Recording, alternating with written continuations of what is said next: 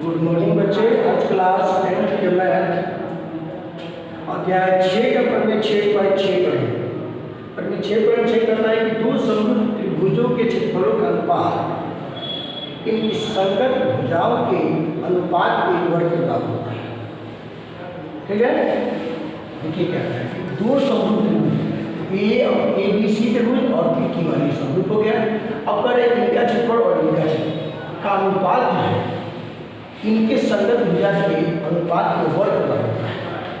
पहले इसमें लिखते हैं हम लोग दिया है, दिया क्या है, दिया है कि त्रिभुज ए बी सी, त्रिभुज ए बी सी समरूप है त्रिभुज पी की वाला।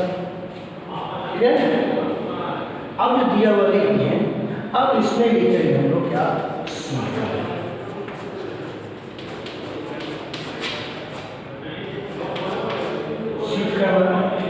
तो इसमें सीख क्या करना है, तो सीख करना है कि कह रहा है एरिया त्रिभुज ए बी सी का क्षेत्रफल एरिया, आखिर एरिया त्रिभुज पी क्यू आर इसका अनुपात और इनकी संगत भुजा ए बी और पी की ये संगत भुजा के अनुपात की वर्ग।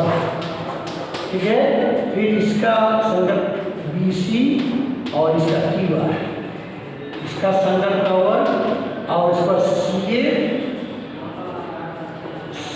और वो आर पी के वर्ग क्या होता है, बराबर होता है।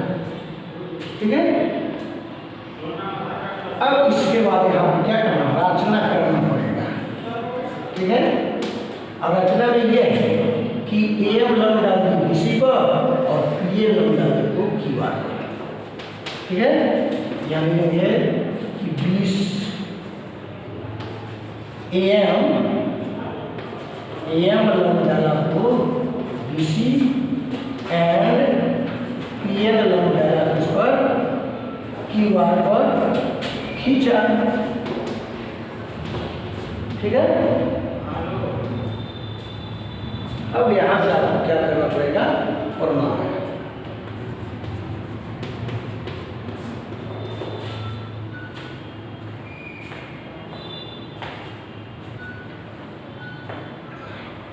अब ये प्रमाण में आप जो दिया हुआ उसको लिख लीजिएगा। त्रिभुज ए बी सी समरूप है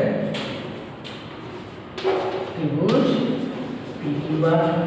जब त्रिभुज समरूप होता है तो इसकी संगत भुजा क्या होती है, एक अनुपात ए बी का अनुपात देखिए, अच्छा बी सी का अनुपात आपको क्या हो जाएगा क्यू आर, और आपको सी ए का अनुपात आर बी, ये अनुपात हो गया। इस समीकरण आपको ये मान लीजिएगा। ठीक है, अब त्रिभुज क्या करिएगा, ये छोटा वाला लीजिएगा और त्रिभुज छोटा वाला नाम आ जाएगा ए बी एम एंड त्रिभुज P Q R, P Q N, sorry P Q N, त्रिभुज पी क्यू एन। ठीक है, अब इसमें देखिएगा कि कोण पी और कोण क्यू ये समरूप त्रिभुजों का संगत कोण है। लिखा जाएगा कोण पी बराबर कोण क्यू, लिखेंगे चूंकि ये त्रिभुज ए बी सी समरूप है त्रिभुज पी क्यू आर। ठीक है,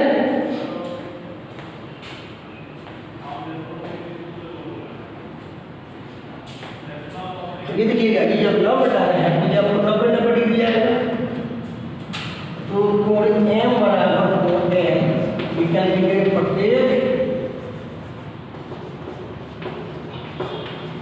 प्रत्येक का पक्का जाएगा 90 डिग्री आएगा। ठीक है, अब ये त्रिभुज क्या हो जाएगा आपको, चूंकि यहाँ आता त्रिभुज ए बी एम समरूप हो जाएगा त्रिभुज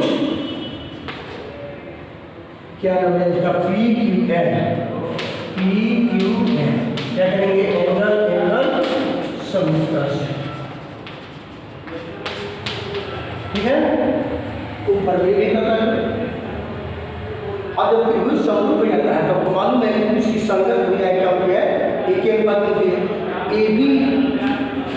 ए बी बटा क्या हो जाएगा, ए बी संगत है पी क्यू का बराबर ए एम जो है संगत हो जाएगा किसका, ये ए एम जो है संगत हो जाएगा पी एन का, ये लेंगे A M by P N, ये समीकरण नंबर 2 हो जाएगा। ठीक है, और क्या करेंगे, अब त्रिभुज का क्षेत्रफल निकालेंगे। ठीक है, त्रिभुज ए बी सी ऐसे एरिया त्रिभुज ए बी सी बराबर कितना जाएगा 1/2, आधार गुणन चाहिए ना, तो इस त्रिभुज ए बी सी का आधार क्या जाएगा, इसका बी सी जाएगा, बी सी, और इसका ऊंचाई क्या हो जाएगा ए, तो यह हो गया, ये समीकरण 1। ठीक है, जस्ट पुनः एरिया त्रिभुज पी क्यू आर 1/2 होता है, आधार ऊंचाई ऊंचाई, तो ये आधार हो गया, इसका आधार क्या जाएगा क्यू आर, इसका आधार क्या जाएगा क्यू आर, तो गुने क्यू आर आप गुने ऊंचाई क्या हो जाएगा, इसका पी है, इसका ऊंचाई क्या हो जाएगा पी है, ये समीकरण। अब समीकरण 1 का समीकरण 2 से भाग कर लीजिए, समीकरण 1 भागा समीकरण 2। ठीक है, तो एरिया त्रिभुज ए बी सी बटा एरिया त्रिभुज पी क्यू आर, अब 1/2 गुने बी सी गुने ए एम बटा 1/2 क्यू आर अब में पी एन, एक दोनों से दोनों का कैंसिल हो गया। ठीक है, अब देखिए आपको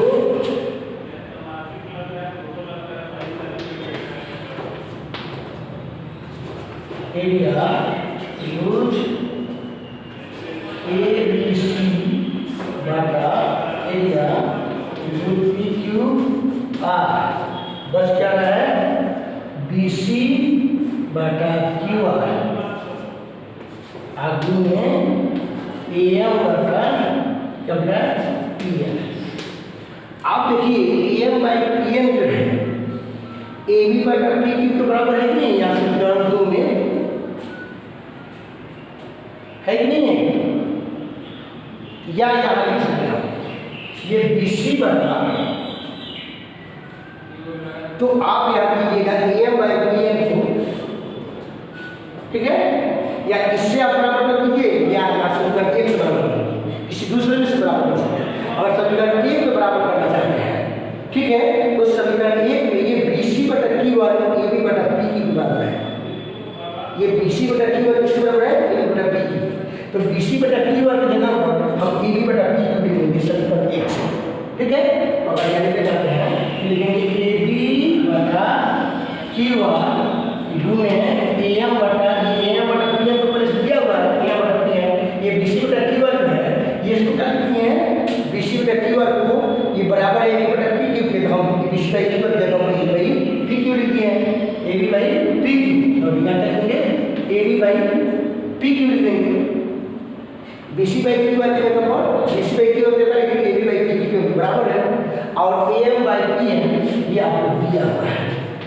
ठीक है, यहाँ लिखेंगे समीकरण 1 से, लिखेंगे समीकरण 1 से।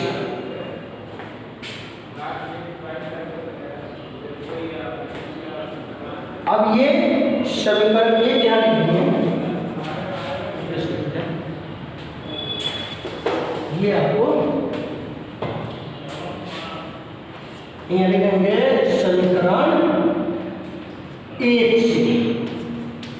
ठीक है, अब ये क्या करेंगे, अब यहाँ लिखेंगे A B by P Q बराबर है A M by P N, ठीक है, तो हम A M by P N बराबर है ए बाई पी क्यू, तो A M by P N की जगह पर A B by P Q लिख सकते हैं कि नहीं, यहाँ देखो A M by P N की जगह पर A B by P Q लिख सकते हैं, क्योंकि यहाँ बराबर है 2 में। ठीक है,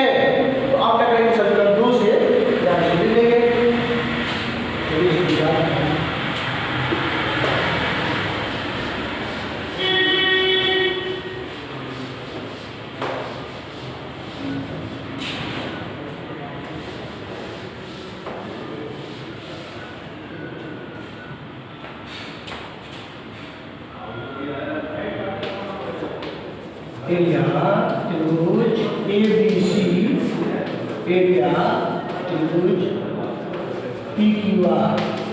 या क्या करेंगे आपको ये 20, ये कितना आपको AB मिलेगी, AB ये क्या है AB by PQ, AB by PQ आपको AM बाई PN है तो AM by PN AB by PQ के बराबर है तो AB बाई PQ लिख देंगे। क्या लिख देंगे, समीकरण कितना से, समीकरण को 2 से, समीकरण कितना से 2 से, AM बाई PN इधर को लिखे हैं AB बाई PQ समीकरण 2 से।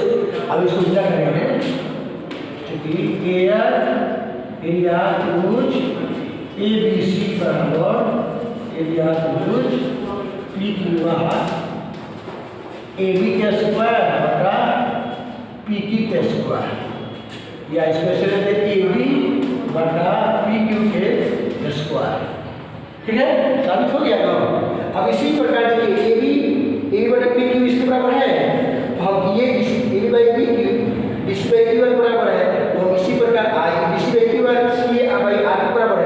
इसी प्रकार हम दोनों की साबित कर सकते हैं, इनके लिख सकते हैं इसी प्रकार से।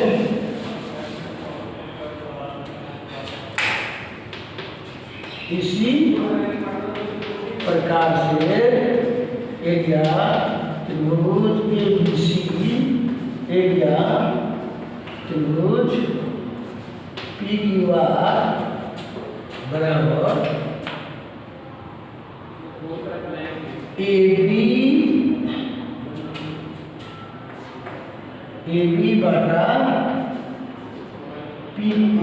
क्या हो गया वो PQ स्क्वायर बराबर BC बटा QR स्क्वायर बराबर CA बटा RP स्क्वायर, ये प्रूव हो गया। ऐसे हम लोग क्या करेंगे, साबित करेंगे। Thank you. और नेक्स्ट वीडियो में नेक्स्ट क्लास में हम लेंगे।